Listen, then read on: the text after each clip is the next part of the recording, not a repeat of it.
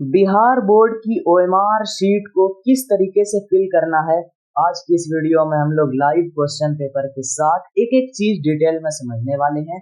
एक बात मैं बोल दूं कि मैं पिछले वर्ष 2025 में बिहार बोर्ड की मैट्रिक की परीक्षा दिया हूं, तो बिल्कुल लेटेस्ट वाला जो इसका फॉर्मेट है उसका अनुभव मुझे है, तो मैं उस आधार पर आपको जानकारी दे सकता हूँ। दूसरी चीज, आपके मन में जो कलर को लेकर शंका होती है और बहुत सारी ऐसी शंकाएं और इंस्ट्रक्शन को लेकर दिक्कत होती है, उन सभी को भी हम इस सीरीज में कवर करने वाले हैं। इस सीरीज का नाम है बीएसीबी फॉर्मेट सीरीज और ये पहली वीडियो इस सीरीज की है जिसमें हम लोग ओएमआर शीट से संबंधित आपके सारे डाउट को क्लियर करने आए हैं। लगभग प्रयास रहेगा कि हर डाउट क्लियर किया जाए। और ये रिप्लिका जो आप अपनी स्क्रीन पर देख पा रहे हैं, ये फॉर्मेट जो देख पा रहे हैं, ये बिहार बोर्ड के फॉर्मेट से सबसे सेफेस्ट एंड क्लोजेस्ट फॉर्मेट बनाने का प्रयास किया गया है, जिसमें कोई भी कॉपीराइट इशू ना हो। और दूसरी चीज, सबसे माइक्रो लेवल की डिटेलिंग जो कि रियल बनाती है वो की जाए।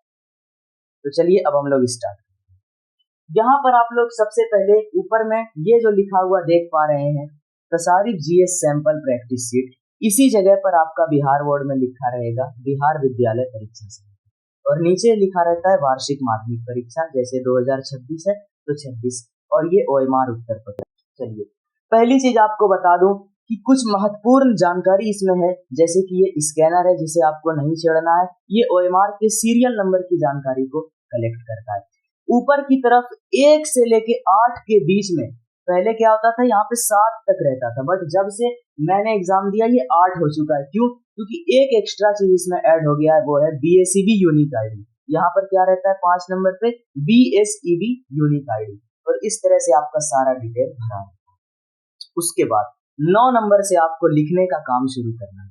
लिखने के फिलिंग की जानकारी देने से पहले मैं आपको एक बात बता दूं, देखिए मेरे पास पेन भी अभी फिल करके भी दिखाएंगे, लेकिन आपका डाउट क्लियर करना पहली प्रायोरिटी है।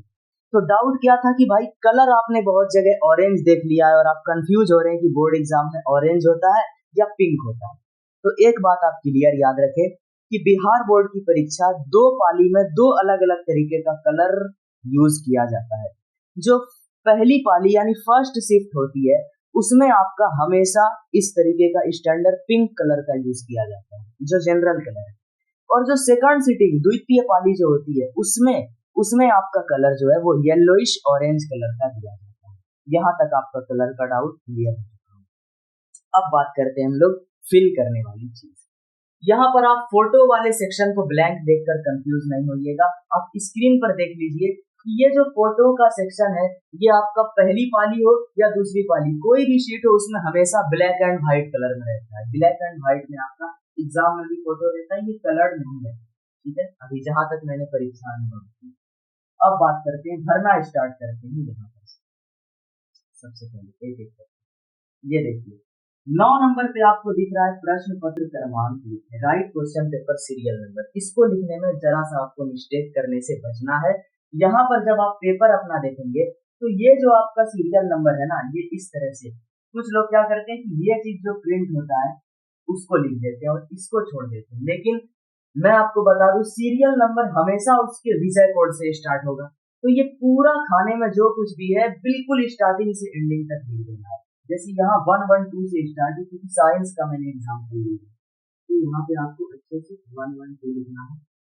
उसके बाद फिर जो कुछ भी है बिना सीरियल चेंज करे डिक्टो सीरियल में लिख देना है। जैसे यहाँ आप सीरियल देख सकते हैं, क्या है 049816, तो यहाँ पे आपको लिख देना है 049816।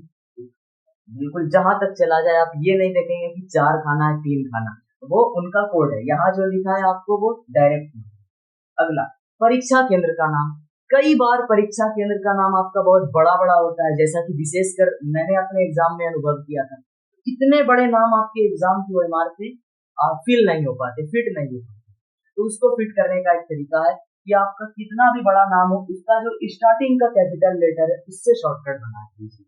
एग्जाम्पल के लिए आपका कोई मान लीजिए उत्कर्मिक उच्च विद्यालय ये है, तो आपका एक यू ले लें, फिर यू ले लें, फिर एक ले लें, इस तरह से करके लास्ट में अपने जिला का नाम लिख देंगे। आपका ये फिलिंग बिल्कुल वैलिड हो जाएगा बिना किसी इशू। ठीक है, अगली चीज बात करते हैं यहाँ पे ये देखिए अगला जो चीज है वो है परीक्षार्थी का पूर्ण हस्ताक्षर। यहाँ पर उस चीज से मतलब है कि आप एग्जाम में प्रेजेंट हुए तो आपने यहाँ पे साइन करना है। आप चाहे एडमिट कार्ड वाला साइन करें या ना करें, आपने रजिस्ट्रेशन में जो साइन किया वो करें या ना करें, कोई फीलिंग नहीं, आपको बस अपना साइन करना है कि हाँ मैं एग्जाम में अपना साफ साफ कर सकते हैं, ठीक है।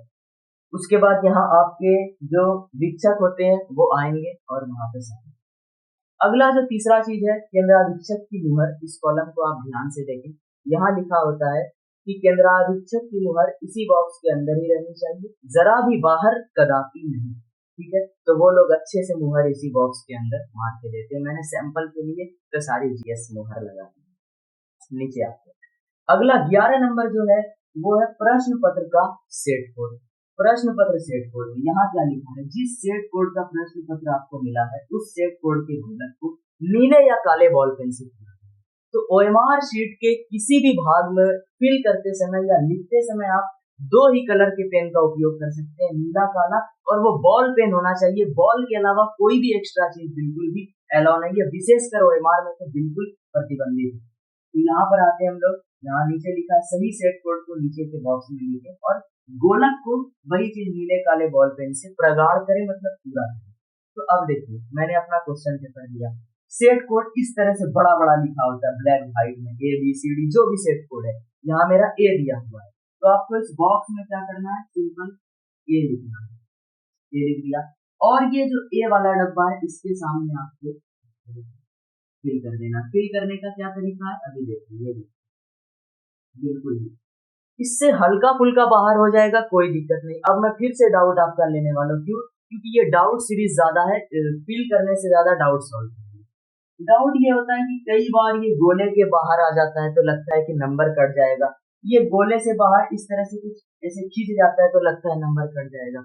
तो ओएमआर शीट में मार्क्स रिजेक्ट या फिर नंबर कटेगा या फिर आपका मार्क्स पेंडिंग में जाएगा, तो वो तब होता है जब आपने क्या कर दिया, कंडीशन में बात कर रही। एक कंडीशन ये कि आपने यहाँ पर मान लीजिए लिखा और इसको बड़ा करते करते करते करते ये दूसरे वाले बबल से जाके टच कर दिया, तो जैसे ही एक बबल का निकल के दूसरे में टच होगा वो क्वेश्चन आपका क्रॉस होगा, ऐसे केस। दूसरा केस ये हो सकता है कि आपने इतना हल्का मारा कि मशीन ने उसे नहीं पकड़ा। और क्या कंडीशन हो सकता है कि एक कंडीशन तो ये है, आप इस तरह से करते हुए गए, एक में फिल कर दिया बढ़िया से, और फिर भूल चूक से आप उसी सेम क्वेश्चन के लिए दूसरा भी फिल कर दिया, ऐसे केस में भी आपका उस क्वेश्चन का मार्क्स नहीं मिलेगा। पूरे ओएमआर शीट के पेंडिंग होने का रिस्क बहुत बहुत कम वैसे है, ठीक है। बाकी अगर मान लीजिए आप करते करते आपका हाथ इस तरह से हिल गया और हिल के इस तरह से एक डंडा खींचा चला गया, ठीक है, तो ऐसे सिचुएशन में आपका मार्क्स बिल्कुल भी नहीं कटता है। और तब तक नहीं कटेगा, मूल मतलब वही है कि दूसरे वाले बबल से टच नहीं होना चाहिए, बात तो हल्का फुल्का बाहर निकलने का भी कोई टेंशन आपको नहीं। अब आप बात करते हैं क्वेश्चन क्लीन करने में। क्वेश्चन में सभी को पता है कि ये क्वेश्चन नंबर 1 से 100 तक रहता है। अब एक चीज आप देख के चौंके होंगे कि ये मैंने एग्जांपल साइंस का लिया, साइंस में 80 क्वेश्चन रहता है, तो यहाँ मैं 100 क्यों लाया हूँ। तो देखिए बिहार बोर्ड के एग्जाम में पता नहीं कि इस पर ध्यान नहीं दिया गया है, और साइंस एसएसटी जैसे 80 क्वेश्चन वाले सब्जेक्ट का भी ओएमआर 100 का बना दिया गया है।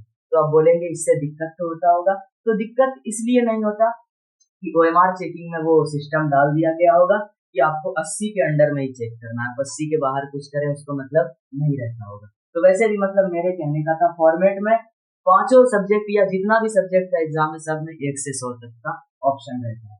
4 ऑप्शन ABCD रहते हैं, आपने चूज कर लिया कि मुझे ये ऑप्शन मारना है, सिंपल इस पर जाएंगे और इस तरह से पहले उसके बॉर्डर यानी किनारे की तरफ आ जाएंगे और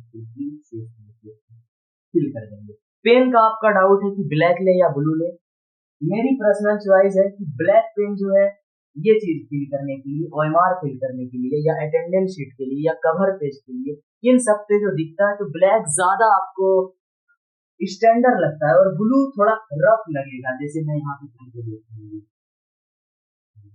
तो ये देखने में थोड़ा लुक वाइज रफ हो जाता है, जबकि ब्लैक जो है इन सब की फिलिंग में आपके लिए बेहतरीन काम करता है। तो ब्लैक का यूज आप कर सकते हैं मेरे सजेशन। इन सब के बाद कुछ और विशेष ध्यान देने वाली बात है कि ये जो बॉर्डर्स आपको ब्लैक ब्लैक दिख रहे होते हैं OMR में, ये डमी बॉर्डर्स हैं, लेकिन बोर्ड एग्जाम के जो ये बॉर्डर होते हैं वो बहुत ही इंपॉर्टेंट होते हैं। और ये बॉर्डर के बाहर आपको कोई भी वर्क नहीं करना, इससे आपके OMR जब मशीन में स्कैन होगा तो उस पर इफेक्ट पड़ेगा। उसके बाद ये बॉक्स में आपको जो कोड दिख रहा है कि कृपया इसमें कुछ भी नहीं लिखें, ये तो एक डमी मैंने बना दिया डिजाइन, बट ऐसा ही सेम डिजाइन वर्किंग रहता है बोर्ड एग्जाम में, जिसे हम लोग लिथो कोड बोलते हैं। और लिथो कोड बहुत इंपॉर्टेंट जानकारी स्टोर करता है या बहुत ही महत्वपूर्ण होता है, तो इसमें आप गलती से भी कोई निशान नहीं लगाएं। और बाकी आपको कहीं कुछ छेड़छाड़ नहीं करना है। अब जैसे ही आप OMR शीट को पीछे की तरफ पलटेंगे तो आप पहुंच जाएंगे इंस्ट्रक्शन पर। तो अब इंस्ट्रक्शन को डिटेल में हम लोग किसी अगली वीडियो में बात करेंगे। इस वीडियो को आप ज़्यादा से ज़्यादा शेयर कर दें और आगे की सीरीज के लिए सब्सक्राइब। अब आप लोग इसे खरीद कैसे सकते हैं प्रैक्टिस के लिए, तो पहला चीज़ आप TGS सैम्पल शीट ले सकते हैं। ये अब और अपग्रेड हो गया है 160 में, और ये आप लोग देख सकते हैं TGS प्रैक्टिस सैम्पल शीट, जिसमें आपको ब्लैक एंड वाइट में OMR attendance sheet A, B और एक कॉपी देखने को मिलता है। मैथ में स्पेशली ग्राफ वगैरह अच्छा किया गया है। कलर वाले वर्जन को आप लेंगे तो और ज़्यादा प्राइस बढ़ेगा, बट इसमें क्वालिटी एकदम प्रीमियम लेवल की देखने को आपको मिलती है। कलर में सब कुछ देखने को मिलता है। तो आप लोग को लेने के लिए जो स्क्रीन पर नंबर दिख रहा है उस पर मैसेज कर सकते हैं। प्राइस डिटेल देख लीजिए, कमेंट पिन देख लीजिए।